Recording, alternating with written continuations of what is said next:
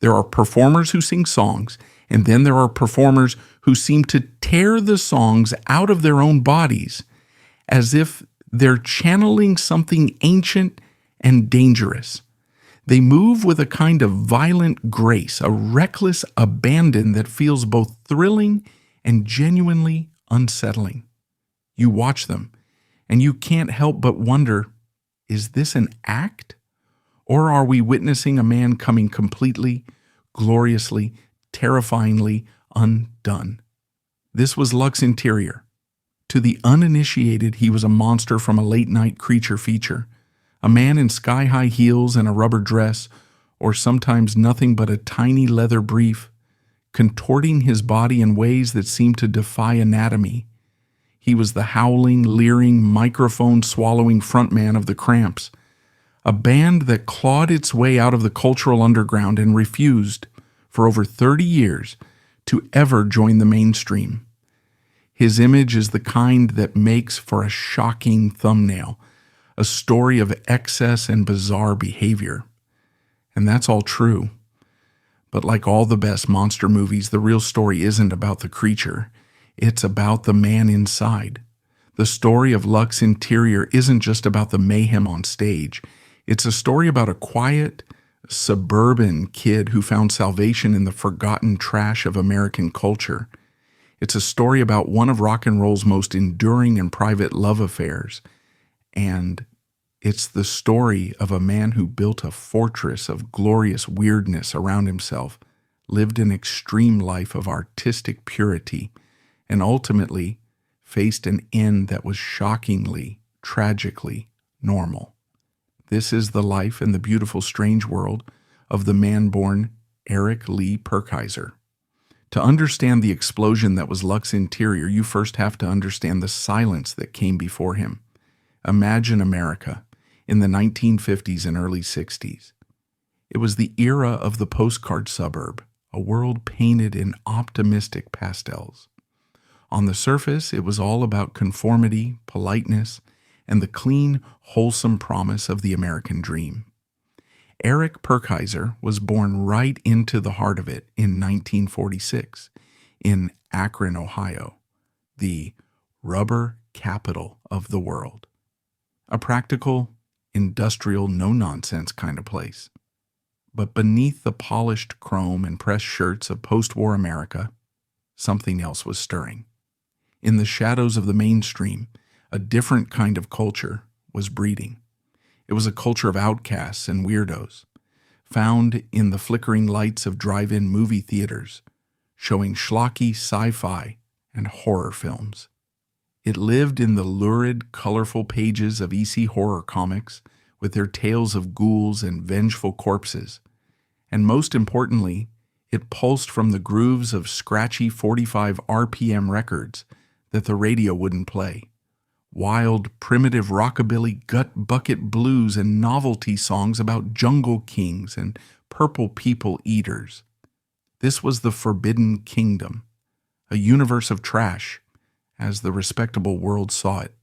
But for a kid like Erick, who felt like an alien in his own backyard, it wasn't trash. It was scripture.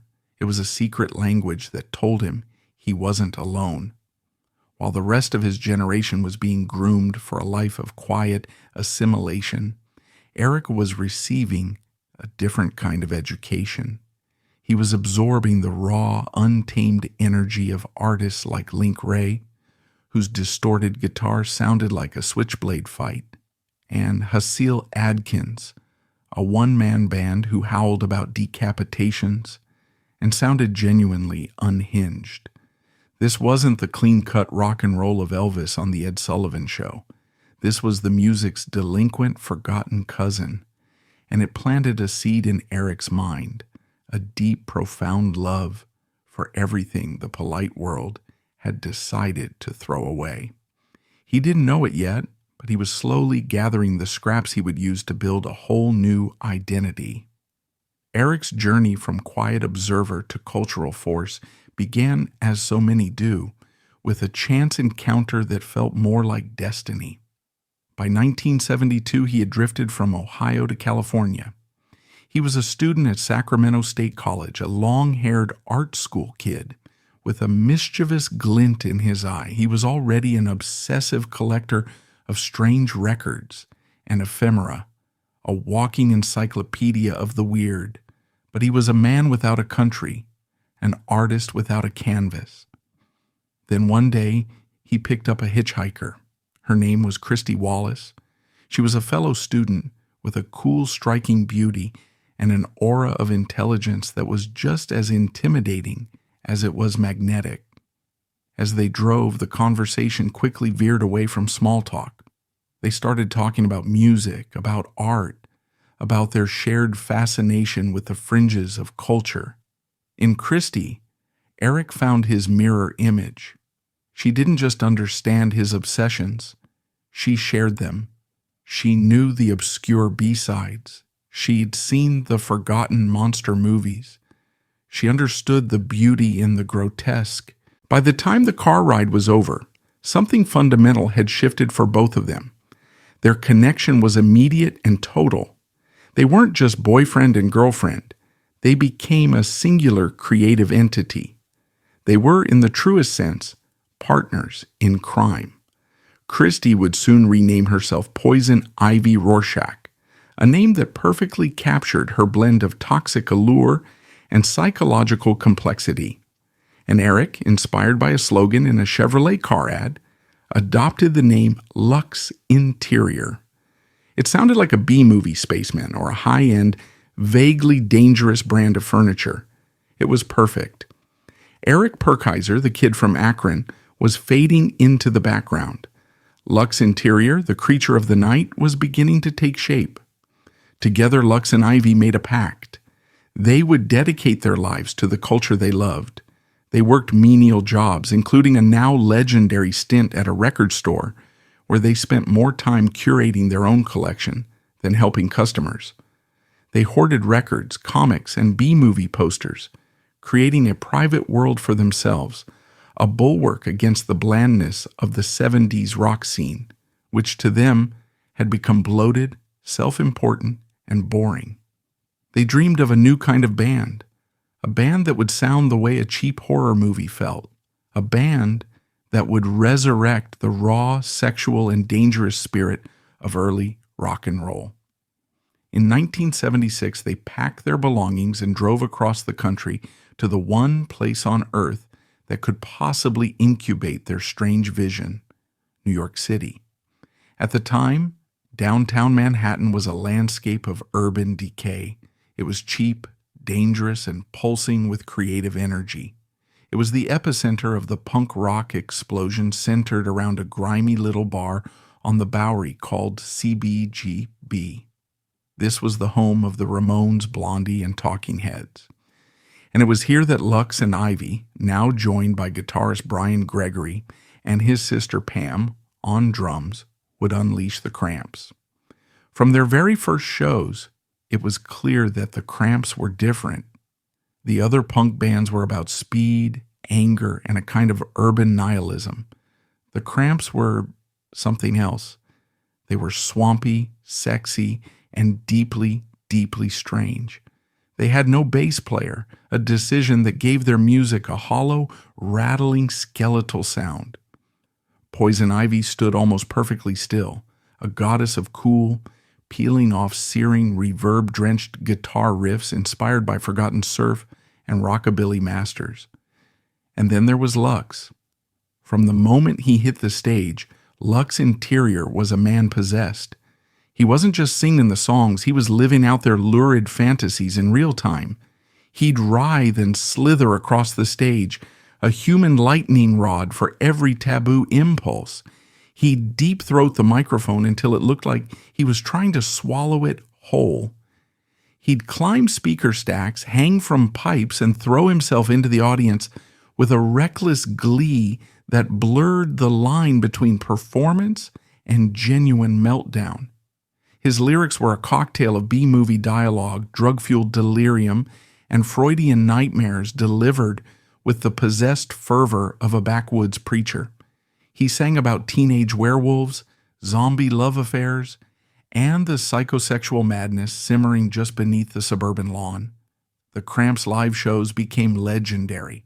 They were chaotic, unpredictable, and profoundly confrontational. You didn't just watch the Cramps, you survived them. One of their most infamous performances, and a story that truly defines their ethos, took place on June 13th, 1978. They were invited to play a free concert for the patients at the Napa State Mental Hospital in California. Another band might have toned it down, been respectful. The Cramps did the exact opposite. A bootleg video of the show captures the surreal, unsettling magic of that day. Lux, in skin-tight black pants, taunts and teases the audience, at one point telling them, "We're the Cramps, and we're from New York City, and we drove 3,000 miles to play for you people." A patient grabs the microphone and begins to ramble incoherently. Lux doesn't flinch. He embraces it, turning it into part of the show. He understood on a visceral level that these patients were the ultimate outsiders, the very people his music was for. He wasn't performing for them, he was performing with them. It was a moment of pure, unscripted communion between the artists and the forgotten, a gesture of radical empathy disguised as punk rock theater. For the Cramps, this wasn't a joke or a stunt. It was a pilgrimage. This uncompromising attitude, however, came at a cost. After releasing their first full-length album, Songs the Lord Taught Us, in 1980, and the follow-up, Psychedelic Jungle, the band found themselves in a bitter legal battle with their record label, IRS Records. It's a part of their story often glossed over, but it's crucial to understanding their character. The label wanted more control, and the Cramps refused to cede an inch of their artistic vision. The lawsuit dragged on for 2 long years. For any other band, this would have been a death sentence. Their momentum was stalled, they couldn't release new music under their name, and the money dried up. But Lux and Ivy were not like any other band. They simply dug in their heels. They saw the lawsuit not as a career obstacle, but as a test of faith. They used the time to woodshed, to dig even deeper into their record collections, and to refine their sound. To fund the legal battle, they released a shadowy, semi-legal collection of B-sides and demos called Off the Bone, which ironically became one of their most beloved and influential records. They were proving that they would rather disappear than compromise. They were living by the outlaw code they preached in their music. When they finally won the lawsuit and returned in 1983 with Smell a Female, they hadn't lost a step. If anything, the struggle had made them harder, purer, and even more committed to their own strange path. The chaos of the stage, the legal battles, the constant touring, it all paints a picture of a life lived at full throttle. But to truly understand Lux Interior, you have to look beyond the public explosions and into the quiet, intensely private world he built with Poison Ivy. Their relationship was the bedrock of his entire existence. For 37 years, from the day he picked her up hitchhiking until the day he died, they were inseparable. Their partnership was one of modern music's great love stories, though they would have scoffed at such a sentimental label. They were a self-contained universe. After the shows, when the rubber dress was put away, Erick and Christy would retreat into their home, which was less a house and more a museum of their shared obsessions. Friends described rooms filled floor to ceiling with vinyl records, stacks of horror comics, 3D cameras, B-movie posters, and strange kitsch artifacts. This wasn't a hobby. It was a complete and total immersion in the world they had curated for themselves. In a rare interview, Ivy once described their dynamic. She said, "We're just 2 big kids who've been let loose in a candy store, except the candy store is the world, and the candy's all the weird stuff." They were each other's sole collaborator, muse, and protector. Ivy wrote the music. the bone-rattling riffs that were the skeleton of the Cramps sound. Lux was the soul, the voice, the writhing embodiment of that sound. On stage, he was the untamed Aid, but that was only possible because Ivy was his anchor, the cool, focused center of the storm. There's a beautiful contradiction here. Lux Interior, the man who seemed to represent pure, anarchic impulse, lived a life of incredible discipline and devotion. He wasn't a promiscuous rock star. He was fiercely monogamous. He wasn't a self-destructive drug addict in the classic punk rock mold. His addiction was to art, to music, to the hunt for the next forgotten 45 that would give him a jolt. His energy was fueled by passion, not chemicals. He was, in his own way, a monk, devoted to the holy church of trash culture. One of the most humanizing, rarely told details about Lux comes from those who knew them privately. For all his monstrous stage antics, he was described as incredibly witty, intelligent, and even gentle. He had a dry, wicked sense of humor and could talk for hours about the intricacies of film noir or the genius of a forgotten rockabilly guitarist. He and Ivy were also devoted cat lovers, and stories abound of them caring for their feline companions with the same dedication they gave their record collection. It's a beautifully surreal image. Lux Interior, the man who sang Human Fly, sitting quietly at home, a cat purring on his lap. It reveals the truth that the most outrageous performers are often the most sensitive souls. The performance isn't a lie, it's a shield. It's a way to let the fragile, feeling part of yourself scream its lungs out in a world that wants you to be quiet. As Lux himself once said, in a moment of startling clarity about his own persona, "I'm not a satirist, I'm a realist. I'm just realistic about a different world." He wasn't parodying monsters, he was identifying with them. He saw Frankenstein's monster not as a villain, but as a tragic, misunderstood outcast, and he channeled that pathos into every performance. Of course, when you live your life as a piece of performance art, you invite controversy. And the Cramps were no strangers to it. From the very beginning, they were a polarizing force. To their devoted fans, they were prophets of liberation, giving voice to the weirdo in everyone. Their concerts were a safe space for misfits, a church where it was okay to be strange, to be sexual, to be different. The nudity, the simulated sex acts, the sheer, unbridled sleaze, it was all part of a joyful rebellion against America's puritanical hang-ups. Lux wasn't being obscene, he was being radically honest about human desire. To critics, however, and to the mainstream music world, the Cramps were often dismissed as a one-joke novelty act. They were seen as lowbrow, vulgar, and intentionally offensive. Was it art, or was it just bad taste?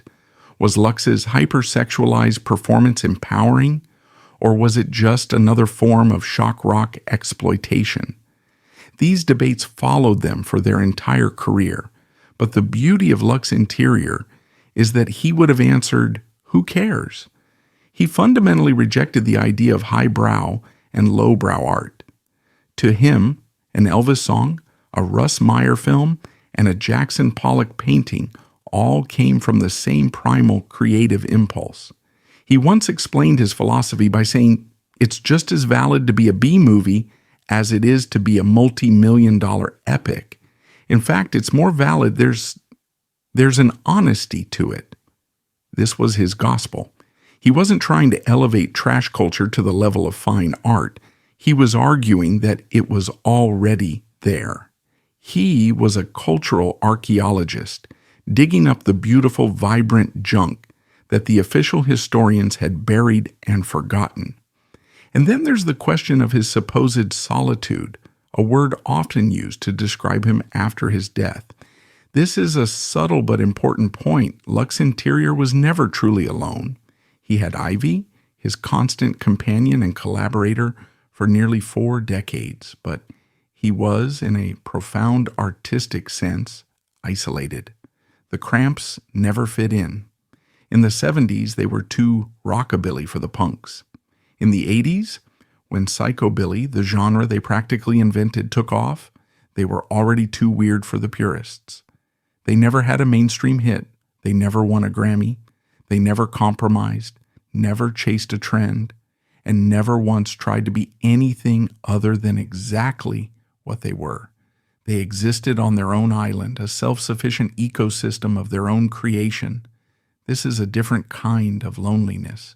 It's the solitude of the true original, the pioneer who walks a path so unique that no one can truly follow.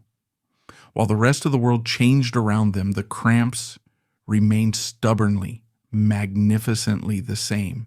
This isolation was their greatest strength, the source of their purity.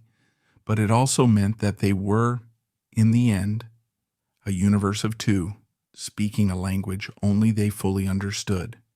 The true measure of an artist isn't in chart positions or awards. It's in the ripples they leave behind.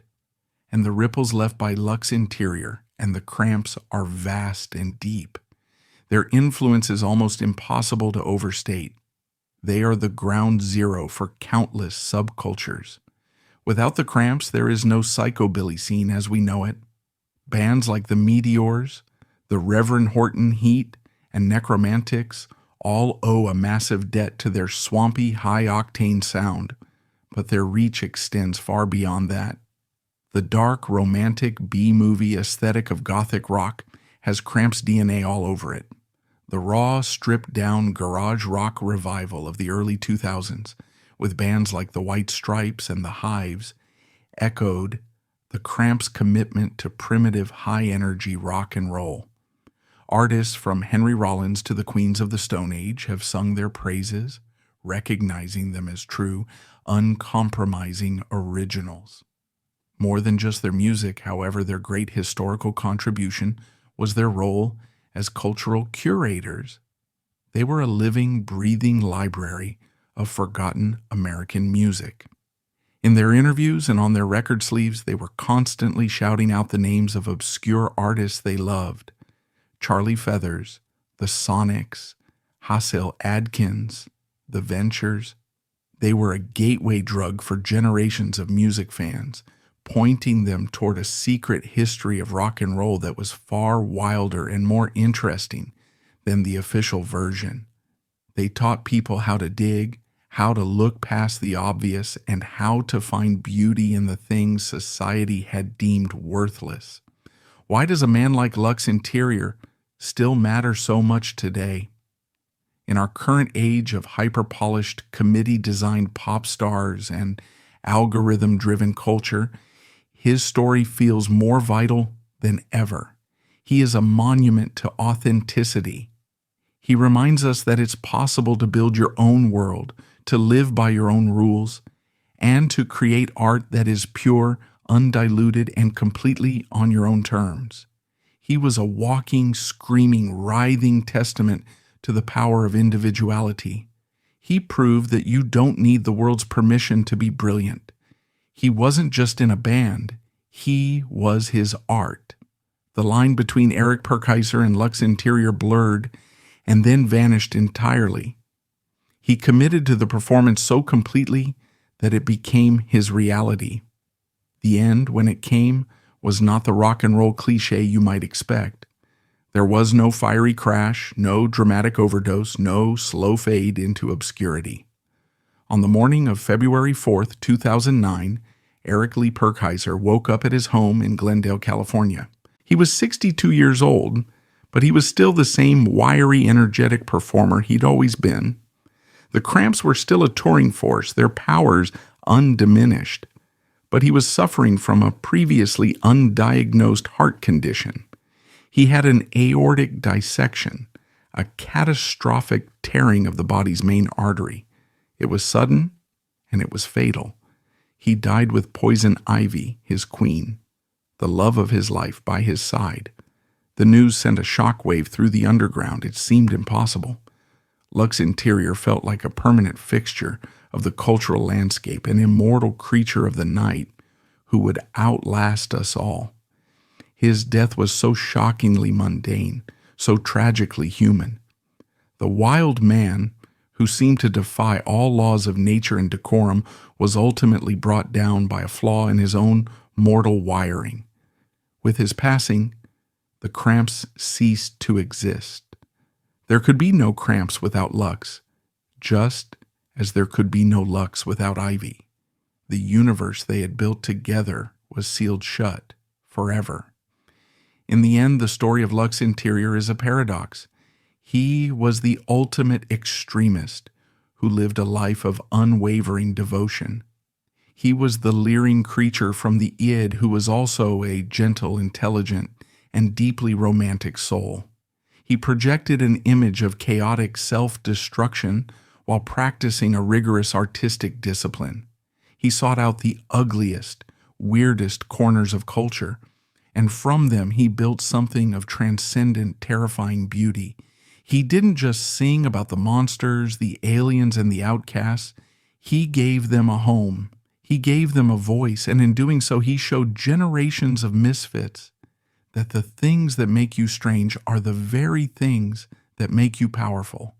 He was a human fly, a teenage werewolf, a zombie from the grave. But most of all, he was Erick Purkhiser, a kid from Ohio who fell in love with a girl, with a sound, and with a secret world, and who spent the rest of his life inviting all of us to come and live there with him. He didn't just play rock and roll. For a glorious 30-plus years, he was its wild, untamable heart. And that wraps up today's video.